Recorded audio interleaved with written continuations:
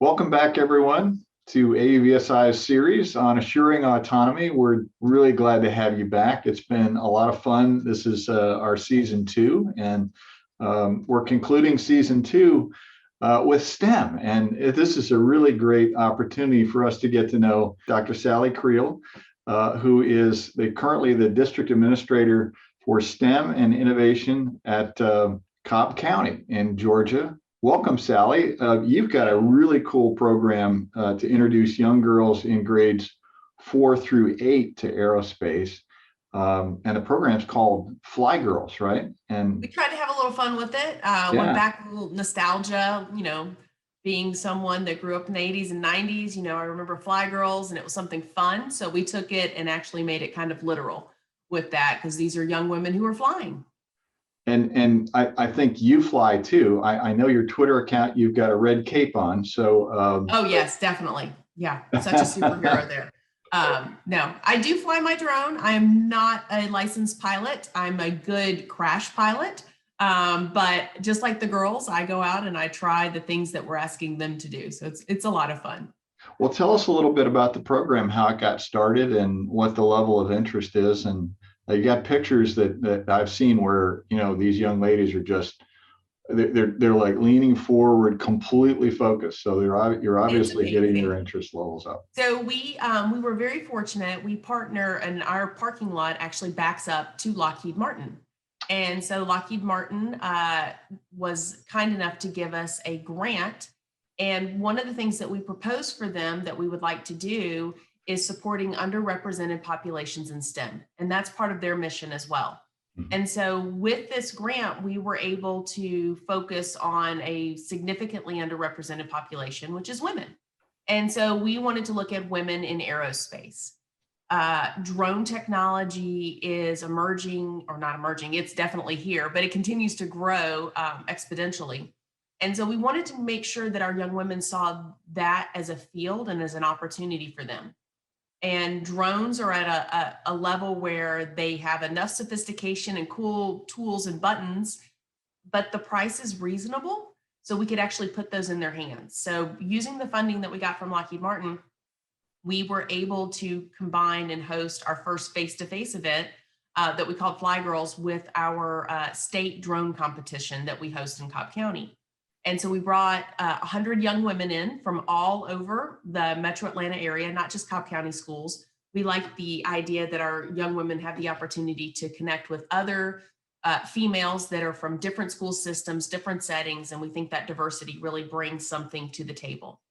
So we brought these 100 young women in and taught them the basics of how to fly a drone, the safety rules and regulations, how to code their drone, let them set up an obstacle course, and then we sent them home with their own drone to continue that learning. And we were able to do that for about 2 years, and then COVID hit.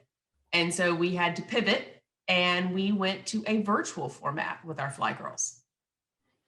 Well, and that's obviously the circumstance we've all been in. And also in this series, we talked to the Drone Racing League, and they actually took what was a very physical and fast moving event and turn that into a virtual event, which has made it more accessible to a whole bunch of people. I think you've also been introducing the young ladies to professional female pilots as well. So that was kind of something that came out of the virtual pivot, the silver lining, if you will, because we loved having them face to face. We had this whole thing where they had a mentor that was one-on-one support with every young woman who was going through the Fly Girls program. And I can remember being so excited that we'd survived, doing Fly Girls. And then I started getting the emails, what's next? What's next? When do we do this again? And I was like, again? Oh my goodness, we were doing good to do it once. So then that's where the virtual part has given us that what's next. So these young women meet with us on Saturday mornings.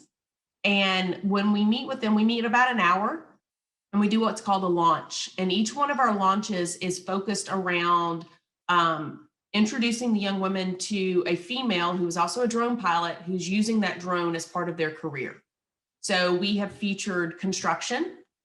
We partnered with CEFCA, which is the construction education group for the state of Georgia. I know I don't say it right, but anyway, that's what they do. And they helped us find these females that were working, and they were the ones that are flying the drones over, getting the measurements with the GIS mapping, and then, you know, saying, is it ready for concrete? You know, the cool things that they were in charge of. And then we had others that were the CEO of their company and were using the aerial footage to show how a building is built over time, to see if it was on track, on schedule to be completed at the right time. We had this one, it was a fun sell for the girls. We had an insurance agent who was an adjuster who would use her drone to like look at the roof. And we're like, all right, we're going to make this engaging for young women who were like 9 to 12 years old. They're going to be roof inspectors. But, you know, we had fun with that. And then just recently we had an ecologist come out and show how she's using her drones to study wetland areas. And so that's the current challenge that our girls are doing right now, where they're taking their drones. They have cameras on their little drones. And so they're taking them out and they're capturing footage of different wetland areas and learning how to draw the boundaries around those and identify plant and animal species that are in that wetland environment, and maybe some areas that might be threatened or some things that might be a threat to that environment. So we left it kind of open-ended for them, but it's still very contextualized in that career that our female drone pilot has been able to share with us. Yeah, and obviously, who knows what the interests that get sparked in that are. I mean, in there, we need to be capturing the imagination of these young people, because we don't just need pilots going forward that can fly drones. We need people that can fix drones. We need people that can design drones. We need people that can design the software. So STEM and innovation supervisor is your title. Mm-hmm. You're just using drones as a tool to kind of get them interested, right? It's our gateway, trying to get them interested. So the next thing that we're actually working on now is we will be sending them a kit for our next year when we start next year, because we're wrapping up this school year. Next year, they'll get a kit, and it's a DIY kit where they have to build their own drone. And we'll take them through, you know, the trial and error, the troubleshooting of, you know, making sure you're connecting everything properly, you're putting all the pieces together. And it's a good long build, but we have confidence that they'll be able to do that now that they've seen, all right. And because they, just like me, have crashed their drones and they're like, all right, how do I fix this? We have a help desk, and we partnered with some of our high schools that have drone teams. And so if the young women have a problem with their drone, they can contact our help desk, and we connect them with some of our high school drone teams, and they walk, because they have the same drones that are their little practice mini drones. And so they can walk them through some of the trial and error of how the young women can actually fix it themselves. Now, you brought up an important word and a concept that we talk about a lot in our community, and that's safety. Yes. Obviously, safety is a little bit easier in a virtual environment, and you're focusing on build right now, which I think is extremely important as well.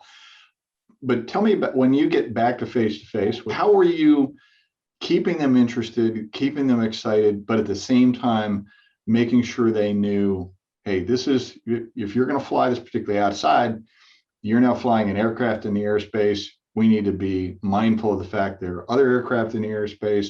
How does safety work into that? Yeah, we made that a full class that we sent them through on drone safety. And then every time we meet, we do a refresher. We talk about, you know, eye protection. We talk about when you're actually outdoors flying your drone. Ours are so small. I mean, they like weigh less than a pound, or right. I don't even think they're a pound. And so we can't fly it on a windy day. We have to use line of sight. You have to check your overhead, you know, and look for any things that would be potential hazards, you know, all of those factors. And then we also talk about the school where we do our drone competition is in the flight path of an airport.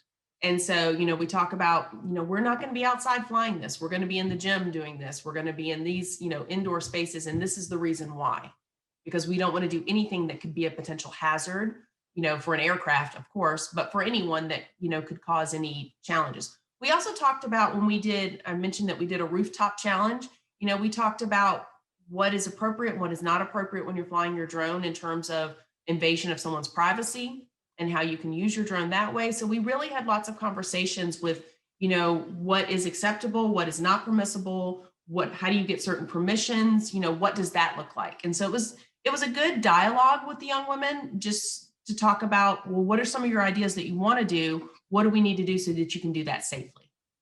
Yeah, and as an educator, I'm sure you know that's a tricky thing to, you want to hook them with the fun, but you also want to make them understand there's a flip side to this coin, that you have to be responsible in the way you use this fun technology. Now, you also, this sounds to me like a model that could be used elsewhere, obviously. And I think you've already started to develop some partnerships We outside the are. state. So we get our drones from, we partnered with all of our drone initiatives started with a company called FTW Robotics that's out of California.